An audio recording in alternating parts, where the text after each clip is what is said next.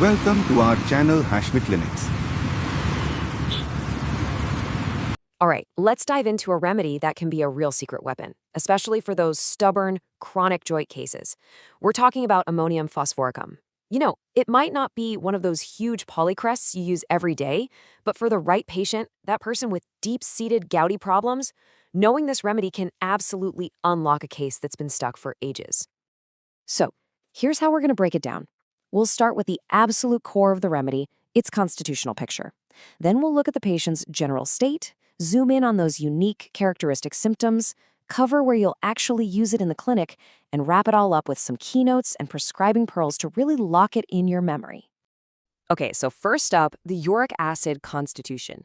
Honestly, everything about this remedy really starts right here. If you can get your head around this deep-seated metabolic problem, you'll know exactly when to start thinking about ammonium phos. So at its very heart, this is a remedy for what we call the uric acid diathesis. Think of it like this. The body's whole metabolic engine has gone a little bit haywire. It just doesn't handle uric acid properly. So instead of clearing it out, it builds up and starts depositing these nasty, sharp little crystals in the tissues, especially in the joints. This is the pathological soil where all the other symptoms are going to grow from. And that brings us to the one-line summary you absolutely have to remember. If you have a patient with chronic gout, and you can actually see or feel those hard little lumps, those nodulosities in their joints, this remedy has got to be on your radar. That's its central calling card. Okay, so we've established that gouty foundation. Now let's zoom out. What's the patient like as a whole person? What do they feel? What makes them better or worse? These generals give us the bigger context for their suffering. Well, for starters, these patients often feel a profound heaviness in their limbs, like they're just made of lead. You might notice their gait is unsteady, they're a bit tottery, almost like they don't quite trust their own balance. There's often some nausea hanging around in the background, and this really distinct feeling of tightness in the chest. But it's this last one that is just a massive clue. And when we say coldness, we're not talking about someone who just gets a bit chilly. No way. This is an extreme, bone-deep coldness from the tiniest draft of air. I mean, someone opening a door across the room can set it off. When a patient describes this level of sensitivity, it's a huge flashing neon sign pointing you toward this remedy. All right, now for the really fun part. We're moving from the general picture to those strange, rare, and peculiar symptoms that just scream the remedy's name. This is where you see the unique signature of ammonium phosphoricum really come to life. So, no big surprise here, right? Given everything we just said about the uric acid diathesis, the main battleground is gonna be the extremities. The joints are ground zero. It's where the pathology really shows itself and what usually brings the patient in to see you. So you're gonna be looking for those classic hard deposits, the nodularities. You'll often find them in the little joints of the fingers and even on the back of the hands. This remedy is brilliant for some really severe deforming types of arthritis. The pain is that chronic, grinding, gouty pain, often settling in big joints like the shoulder or the hip, and you can get synovitis to go along with it. And here's where it gets really interesting, because it shows you how everything is connected. The remedy's action isn't just stuck in the joints. That same constitutional problem that's creating gout can also pop up in the lungs as chronic bronchitis. It's a perfect example of seeing the whole patient, not just one part. And the cough has a very specific character. It's not some little tickle. This is a deep, rough cough. And when they do bring something up, the color is key. It's greenish. You put that kind of cough together with a gouty patient, and you should be thinking ammonium phos. Okay, now get ready for this one. We're about to hit a super peculiar symptom that, if you find it, is an incredibly strong confirmation. A keynote this clear just makes your prescription feel rock solid. And it's all about the timing. I mean, how wild is this? The sneezing, the eyes streaming, the nose running like a faucet, the whole coryza picture. It only happens in the morning. As the day goes on, it just vanishes completely, like it was never even there. A time modality that is this strict is an absolute hallmark. So, as if that bizarre morning symptom wasn't enough, the remedy gives us another incredibly clear, objective sign to look for. And it comes from the urine, which makes perfect sense, right? It's a direct window into the body's metabolic state.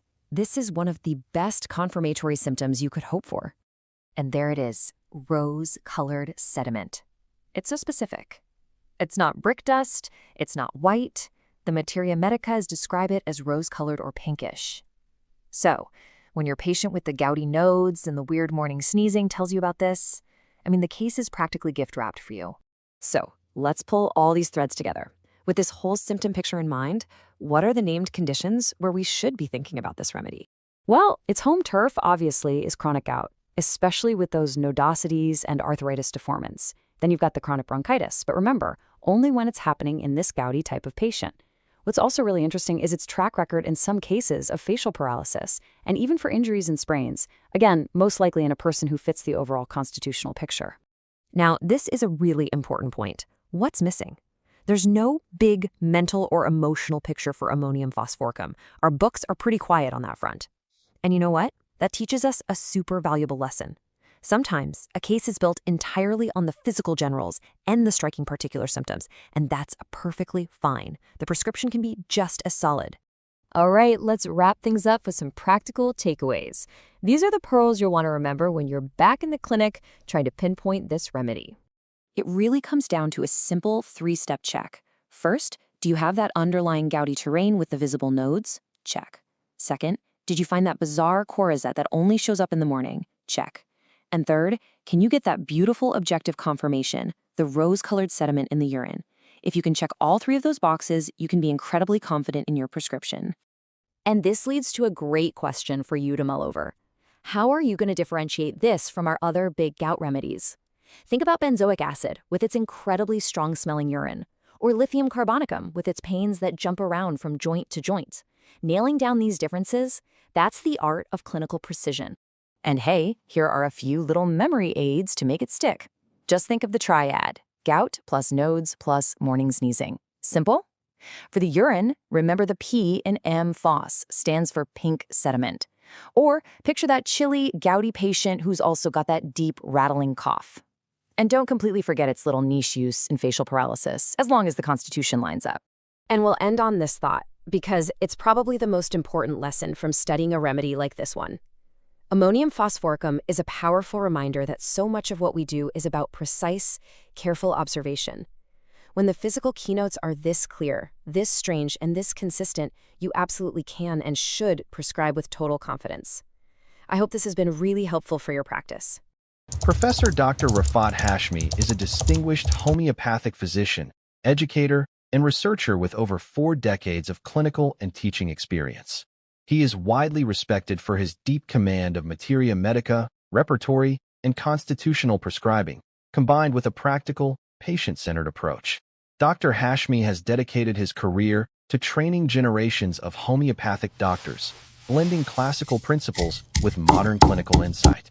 He is also known for his innovative work in digital homeopathy, developing educational content, clinical tools, and AI-assisted systems to enhance remedy selection and case analysis. With a strong commitment to ethical practice and lifelong learning, Professor Dr. Rafat Hashmi continues to guide, inspire, and elevate the standards of homeopathic education and patient care.